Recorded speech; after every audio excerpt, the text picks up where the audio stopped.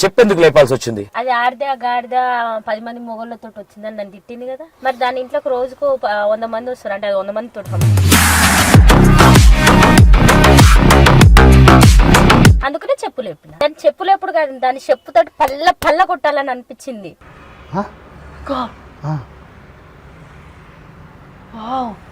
దొరకలే, లోపల దాచుకుంది అది.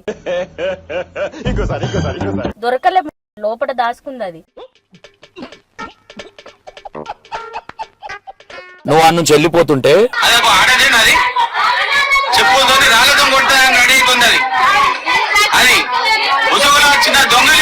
నన్ను ఆడదానివేనా అని అన్నావు కదా. నేను ఆడదానిరా, నా మొగనికి నేను సంసారం చేసి 2 పిల్లల్ని కన్నా నేను ధర్మబద్ధంగా బతుకుతున్నా. నీలాగా మంది మోసం చేసి బతుకుతలేదు.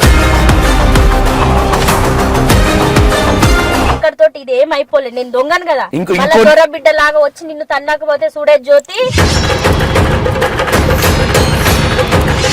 ఇక్కడ శివశక్తులు ఉంటారు, వాళ్ళ దగ్గరికి వెళ్తే వాళ్ళు చెప్తారు అమ్మ అనే ఒక నోటి నుంచి వేరే మాట మాట్లాడారు. దీనిలాగా లౌకలు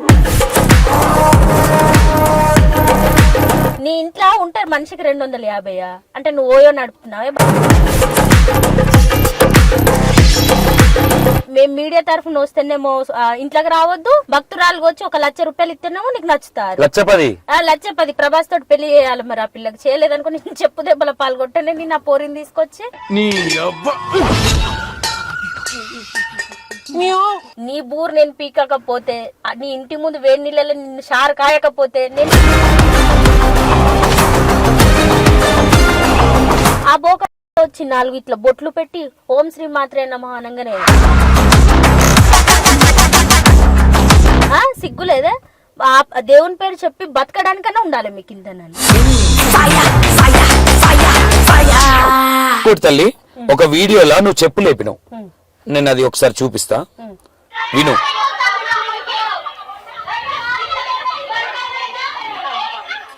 మనిషివా గాడిదవా అంటారు.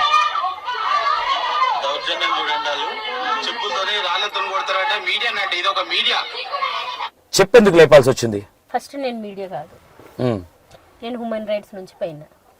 అది ఆడదా గాడిద 10 మంది మొగళ్ళతో వచ్చిందని నన్ను తిట్టింది కదా. తిట్టింది తర్వాత తిట్టింది అది రికార్డ్ అవుతుంది కానీ ఆ వాయిస్ పెట్టలే వాళ్ళు. తిట్టింది. మరి దాని ఇంట్లోకి రోజుకు 100 మంది వస్తారు అంటే అది 100 మంది తోటి సంసారం చేస్తుందా? అది చేయబట్టికే నాకు చెప్పుంటది కదా. అందుకనే చెప్పులు ఎప్పుడు దాని చెప్పులు ఎప్పుడు కాదు, దాని చెప్పుతోటి పల్ల కొట్టాలని అనిపించింది. దొరకలే, లోపల దాచుకుంది అది.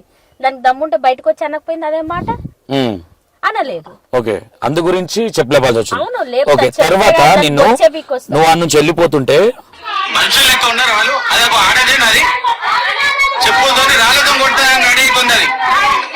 అది ముసుగులో వచ్చిన దొంగలు, భక్తుల ముసుగులో వచ్చిన దొంగలు వాళ్ళు మీడియానంట.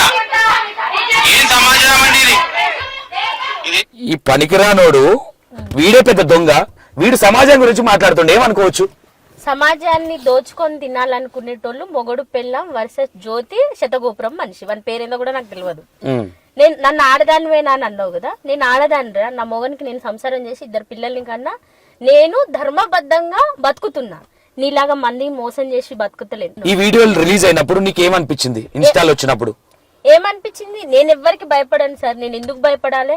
నా దేవి దేవుళ్లను ఆట బొమ్మలు చేసి టిట్టి ఆడతా అంటే ఎవరు ఊరుకుంటారు చెప్పు?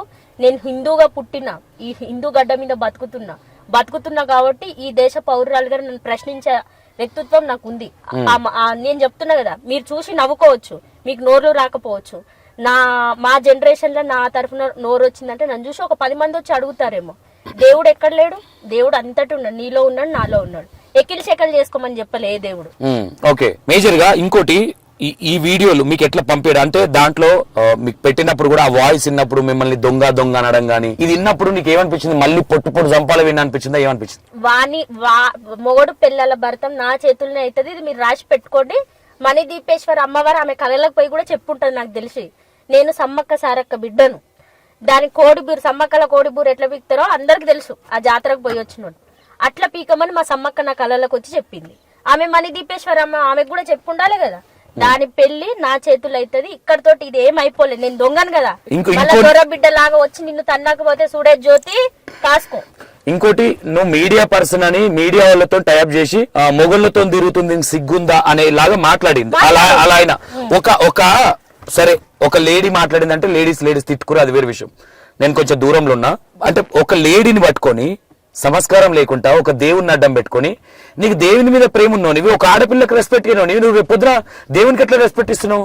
వాళ్ళు దేవునికి రెస్పెక్ట్ ఇయ్యరు, వాళ్ళకి దేవుడు లేడు. దేవుడు వచ్చేటోళ్ళు ఫస్ట్ నోట్లకి వెళ్ళి బూతులు అనేటివి రావు, సంస్కారం అనేది రావాలి. ఎంతో ఓపిక ఉంటుంది తెలుసా దేవుణ్ణి. ఒకసారి మీరు వెళ్ళి చూడండి, ఎక్కడ కొమరవెల్లి గాని, ఐలోని గాని, వేములవాడ గాని, ఇక్కడ శివశక్తులు ఉంటారు. వాళ్ళ దగ్గరికి వెళ్తే వాళ్ళు చెప్తారు అమ్మ అనే ఒక నోటి నుంచి వేరే మాట మాట్లాడారు. దీనిలాగా లౌకలు అసలు నీకు దేవుడు వస్తాడని నీకు రాడు, నీకు దేవుడే లేడు, నీకు పిచ్చి ఉంది. ఆ పిచ్చి నీ మొగనికి ఇంత రుద్దినావు, నీ ఇద్దరు ఆడిపోరలకి ఇంత రుద్దినావు. నీ ఇంట్లో ఉంటారు మనిషికి 250 అంటే నువ్వు ఓయో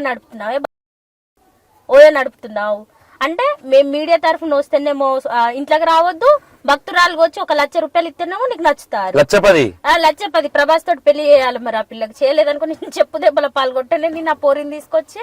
ఓకే, పైన మణిదీపేశ్వరమ్మ నెత్తి మీద బాత్రూమ్ ఉందంట. అవును ఉంది. ఆ బాత్రూమ్ లోకి నేను పోయినా 20 రూపాయలు ఇచ్చి నేనే పోయినా. వాష్రూమ్ పోతే 20 రూపాయలు. ఒక నైట్ అక్కడ స్టే చేయాలనుకుంటే మనిషికి 250. ఆల్రెడీ దాంట్లో ఎవ్వరు లేరు. ఈమె భక్తులు అంటే ఈమెకు సేవ చేసుకునేటోళ్ళు చేస్తారు. పైనుంచి అక్కడ గేట్ నుంచి వచ్చేటప్పుడు రికార్డ్ చేస్తారు. మనము మెయిన్ రోడ్ నుంచి లోపలికి వెళ్తూ ఉంటే వాకీ టాక్ తోటి ఇన్ఫర్మేషన్ పోతుంది. కారులో ఒక అమ్మాయి వచ్చింది, 2 అబ్బాయిలు వచ్చారు అని అట్లా చెప్తూనే ఉంటారు.